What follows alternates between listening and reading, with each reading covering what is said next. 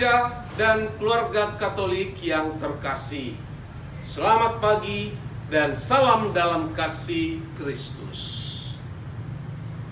Yesus mengajarkan, segala sesuatu yang kamu kehendaki diperbuat orang kepadamu, perbuatlah demikian juga kepada mereka. Matius bab 7 ayat 12. Yesus memadatkan dan mengambil intisari seluruh hukum Taurat dan kitab para nabi menjadi the golden rule, kaidah emas yang berlaku bagi setiap muridnya. Jika kamu tidak mau disakiti, janganlah menyakiti orang lain. Tetapi lebih daripada itu, Yesus meminta para murid untuk mendahului dalam berbuat kebaikan kepada orang lain. Walaupun orang belum tentu melakukan sesuatu kebaikan seperti yang engkau lakukan kepadanya, tetaplah berbuat baik kepadanya. Kebaikanmu tidak menuntut balasan yang sama dari orang lain. Itulah salah satu jalan sempit yang harus ditempuh seorang murid. Bersediakah Anda melalui jalan itu? Dalam nama Bapa dan Putra dan Roh Kudus. Amin. Allah asal dan tujuan hidup kami. Tiap langkah perjalanan hidup kami terarah kepadamu. Semoga kami setia meniti jalan dan pintu sempit yang menuntun kami ke sumber kehidupan sejati. Dialah Yesus Kristus, Putramu yang terkasih, Tuhan dan pengantara kami. Amin. Tuhan bersamamu dan bersama rohmu. Inilah Injil Yesus Kristus menurut Matius. Dimuliakanlah Tuhan.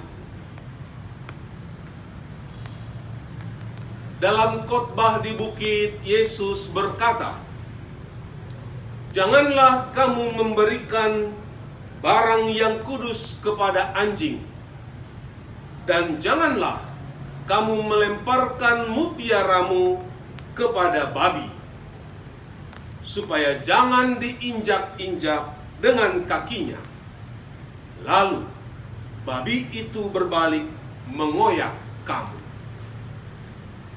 Segala sesuatu yang kamu kehendaki diperbuat orang kepadamu, perbuatlah demikian juga kepada mereka.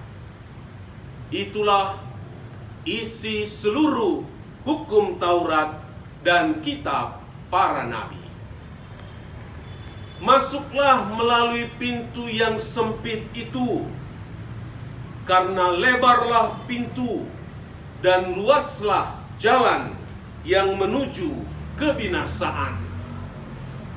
Dan banyak orang telah masuk melalui pintu dan jalan itu. Tetapi sempitlah pintu dan sesaklah jalan yang menuju kehidupan, dan sedikitlah orang yang menemukannya." Demikianlah Injil Tuhan. Terpujilah Kristus.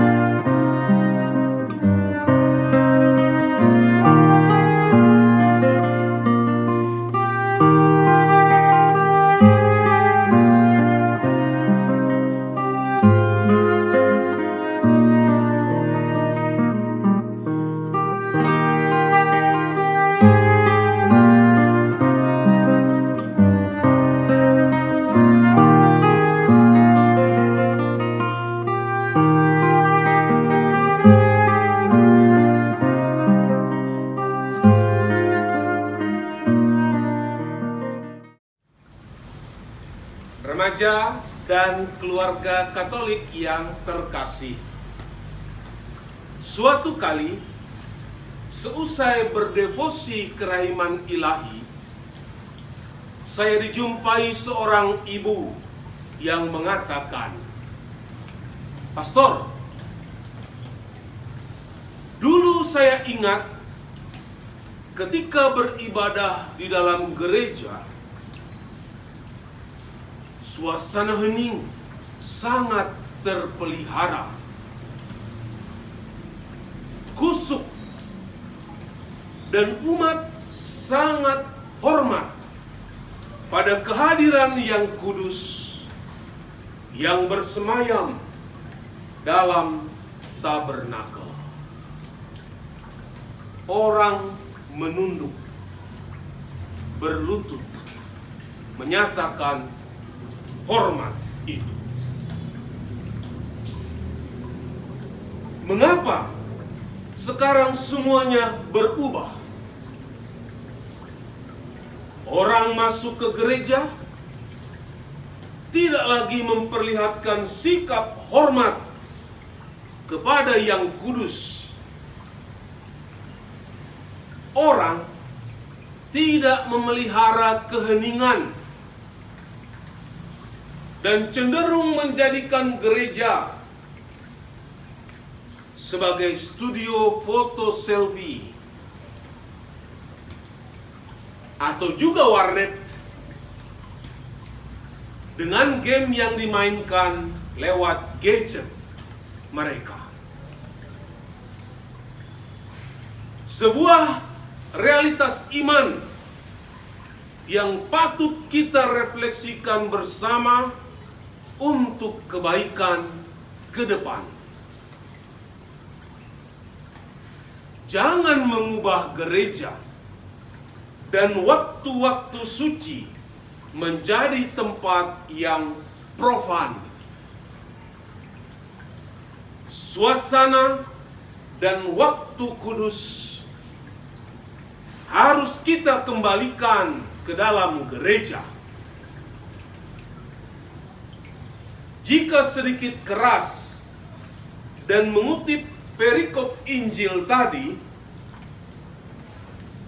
jangan jadikan gereja sebagai kandang anjing dan babi. Sebab di dalam gereja ada yang kudus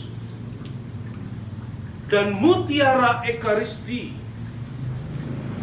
yang selalu dipecah-pecah dan dibagi-bagikan kepada umat, yaitu roti Ekaristi. Jangan berikan yang kudus kepada babi, kepada anjing. Maka jangan perlakukan Ekaristi dengan tindakan yang mencemarkan kekudusannya. Perikop Injil Matius mengajak para pendengar untuk melakukan diskresi dalam bertindak dan mengambil sebuah keputusan. Para murid dihadapkan pada dua buah pilihan, dua buah pintu atau jalan. Pintu yang sempit menuntun pada keselamatan, atau pintu yang lebar, luas, membawa pada kebinasaan. Pilihlah pintu yang sempit itu. Dan kita perlu berjuang, tekun, setia, berkorban, bahkan dengan kemartiran ketika kita melewati jalan dan pintu yang sempit itu. Tidak banyak orang yang memilih jalan itu, tetapi menjadi kesempatan bagi kita untuk meniti satu demi satu langkah di jalan itu. Keselamatan memang karunia atau rahmat dari Allah, tetapi sangat membutuhkan upaya dari pihak manusia untuk mewujudkan keselamatan tadi. Kuduskanlah waktu hidup kita dengan doa-doa dan perbuatan cinta kasih yang membawa kita kepada kekudusan.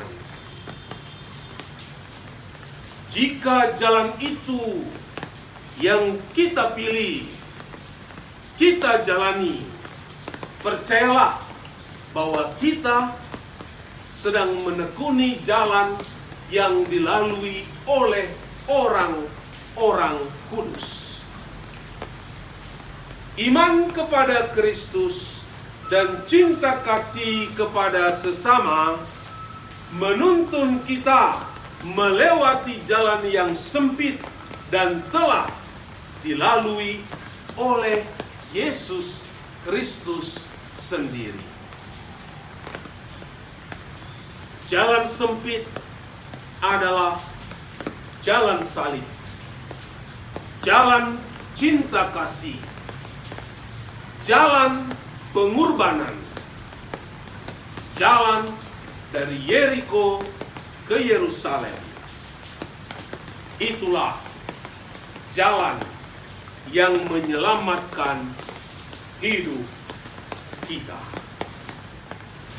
Tuhan Yesus, Engkaulah jalan keselamatan yang harus kami pilih dan tapaki dengan langkah hidup rohani kami. Bantu kami untuk menciptakan dan memelihara waktu kudus untuk hidup kami, agar tetap terpelihara sukacita keselamatan-Mu. Terpujilah Engkau yang kudus dari Allah, teladan bagi kami untuk memperoleh hidup yang kekal, kini dan selama-lamanya. Amin. Tuhan bersamamu dan bersama rohmu. Semoga kita yang ingin menempuh jalan yang sempit namun menuntun pada keselamatan diberkati oleh Allah yang Maha Kuasa, Bapa dan Putra dan Roh Kudus. Amin. God will make a way where there seems to be no way. He works in ways we cannot see. He will make a way for me. He will be my guide.